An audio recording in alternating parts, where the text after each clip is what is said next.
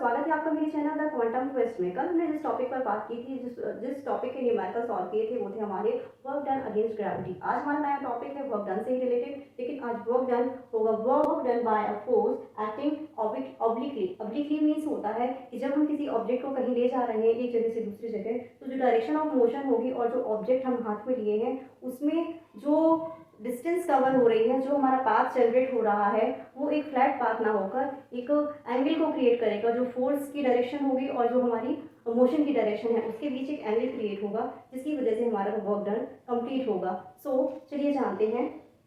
एक कार है, मान लीजिए फॉर एग्जाम्पल के लिए टॉय कार है, जैसे एक बच्चा किसी स्ट्रिंग के सहारे आगे की तरफ ले जा रहा है, खींच रहा है, तो इसमें क्या होगा, जो डायरेक्शन ऑफ मोशन है हमारा, वो तो हमारी ग्राउंड ही रहेगी, सरफेस रहेगी, और जो एक्स पॉइंट पर आगे चलकर पहुंच रही है, और जो धागे को खींच रहे हैं, जो बच्चा खींच रहा है, तो जो फोर्स की डायरेक्शन है और जो डायरेक्शन ऑफ मोशन है, इनके बीच क्या हो रहा है, एक एंगल क्रिएट हो रहा है। इस एंगल क्रिएट होने की वजह से ही हमारा एक्चुअल वर्क डन निकलेगा।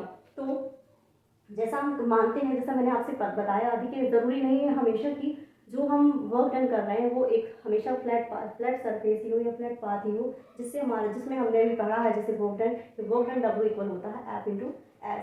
यहाँ पर लेकिन इस फॉर्मूले का यूज़ हम नहीं करेंगे। यहाँ पर हम फॉर्मूले का यूज़ करने के लिए तो हमें अब जो नया फॉर्मूला निकालना है, formula for work done when a body moves an angle to the direction of force. एक एंगल जो क्रिएट हो रहा है, किसकी, फोर्स की डायरेक्शन में जो एंगल क्रिएट हो रहा है, इसके थ्रू हमें क्या निकालना है, वर्क डन। तो वर्क डन हम निकालने के लिए हम देखते हैं कि एक ऑब्जेक्ट को हम लिए हैं, जो जैसे खींचा जा रहा है, जैसे कि हम देखते हैं कि बहुत सारी जगहों पर, जैसे जब सामान बहुत सारा इकट्ठा आता है तो कूली, या हम ट्रेन में भी देखते हैं कूली क्या करता है, सर पर रखकर सामान को ले जाता है। तो जो ग्राउंड सरफेस है और जो अपने ऊपर वो ऑब्जेक्ट को रखे हैं, उन दोनों के बीच क्या होगा, एक एंगल को क्रिएट करेगा, जो हमें दिखाई नहीं देता, हमें अज्यूम करना होता है।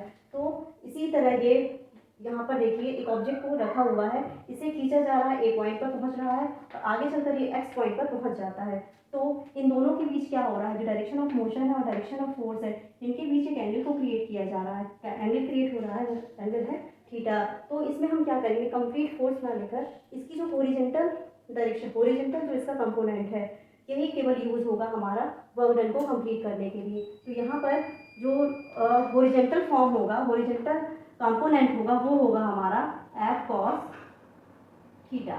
ओके, इसे हम लेंगे एफ, जब हम वर्क डन निकालेंगे उसके लिए, तो हमारा जो W इक्वल हो जाएगा एफ इंटू एस, और W equal horizontal component F cos theta into S. तो this formula is used when work done by a force acting obliquely. तो ये था हमारा आज का टॉपिक। कल हम इससे रिलेटेड न्यूमेरिकल्स को सॉल्व करेंगे, तो आपको आसानी से समझ क्लियर होगा कि कैसे वर्क डन हम निकालते हैं जब कोई ऑब्जेक्ट और ग्राउंड की जो हमारी डायरेक्शन ऑफ मोशन है उसके बीच एंगल क्रिएट होता है, तो कैसे किसी भी न्यूमेरिकल को सॉल्व किया जाता है। कल फिर मिलेंगे अपने नए टॉपिक के साथ, तब तक के लिए नमस्कार।